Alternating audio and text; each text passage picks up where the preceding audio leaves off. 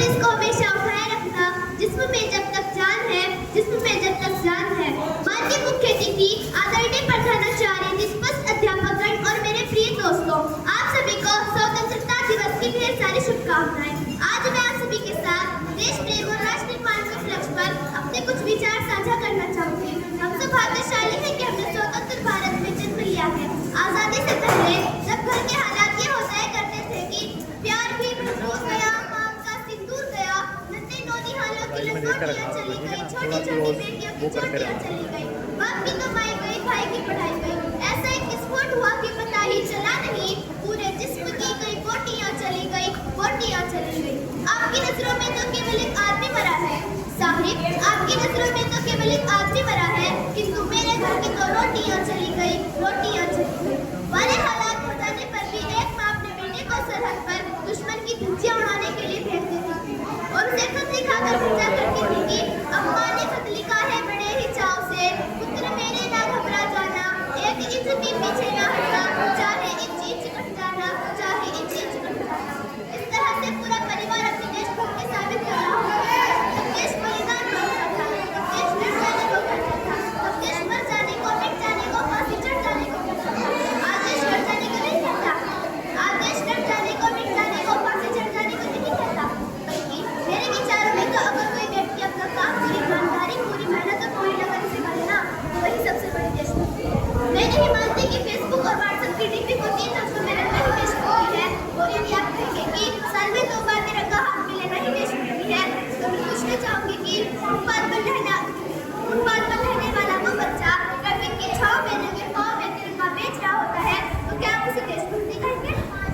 नहीं, वह उसकी देशभक्ति नहीं, उसके पेट में भूख की शक्ति है जो उसे ऐसा करने पर मजबूर कर रही है। न मस्जिदों को जानते हैं, न शिवालों को जानते हैं, न मस्जिदों को जानते हैं, न शिवालों को जानते हैं।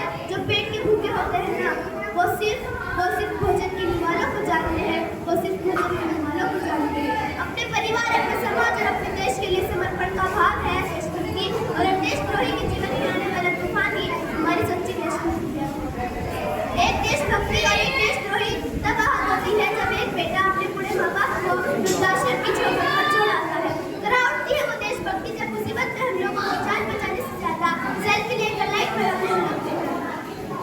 और मैं बता दूं कि महिला सुरक्षा के मामले में आज भी हम चौथे नंबर पर आते हैं और हम ना तो ऐसे समाज में रहते हैं जहाँ पत्थर की मूर्ति को छप्पर होकर भूखे तड़पते सो जाते हैं लोग, भूखे तड़पते सो जाते हैं लोग। मजदूर को मजदूर समझिए, मजबूर नहीं, श्रम को काम दीजिए, काम नहीं। अगर दान देने की इच्छुक है तो कीजिए, जीवन को दान दीजिए, मरने के बाद अनुदान देकर किसी मरते हुए को जीवन दान दीजिए। यही है सच्ची देशभक्ति और यही है सच्चा देश प्रेम। जरा सोच कर देखिए, पेड़ पौधे शानदार भी परेशान हो जाए अगर परिंदा की हिंदू मुस्लिम हो जाए। एक शैक्षिक बीमारी भी मुझे हमारे समाज में नजर आती है।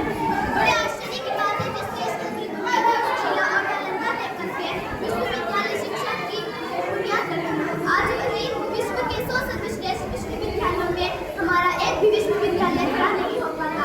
और जहाँ हमारे पास IIT, IIM और NIT जैसे शिक्षण संस्थान है, तो वही दूसरी ओर हमारे देश के गरीबों को बेरोजगारी के समाज में खड़ा करने के लिए उनके हाथ में सर्व शिक्षा अभियान के झुंझुने पकड़ा दिए जाते हैं। और मैं बता दूं कि इस शैक्षिक बीमारी का केवल एक कारण है, वो ये है कि हमारे देश में केवल 2 तरह के व्यक्तियों को शिक्षा दी जाती है। पहले वो जो विद्वान है, दूसरे वो जो धनवान है। मेरे विचारों में राष्ट्र निर्माण तब संभव होगा जब इस देश में महिलाओं की पूजा नहीं, उनकी इज्जत की जाएगी। राष्ट्र निर्माण तब संभव होगा जब एक गरीब बच्चा भोजन की नहीं बल्कि ज्ञान अर्जन के लिए सरकारी स्कूल की चौखट पर देगा। आज इस मंच पर पूरी जिम्मेदारी के साथ मैं भारत की बेटी कहती हूँ कि हमारा राष्ट्र निर्माण तब संभव होगा जब हम सभी मिलकर कोशिश करेंगे, क्योंकि ठोकरें पहाड़ों से नहीं पत्थरों से लगा करती हैं। और अंत में बस यही कहना चाहूंगी, मेरा हिंदुस्तान महान था, महान है, महान रहेगा। मेरा हिंदुस्तान महान था, महान है, महान रहेगा। होगा हौसला सबके दिलों में बुलंद, तो एक दिन पाकिस्तान भी जय हिंद कहेगा। और अंत में बस यही कहना चाहूंगी, सारे जहां से अच्छा हिंदोसिता हमारा, हम बुलबुले हैं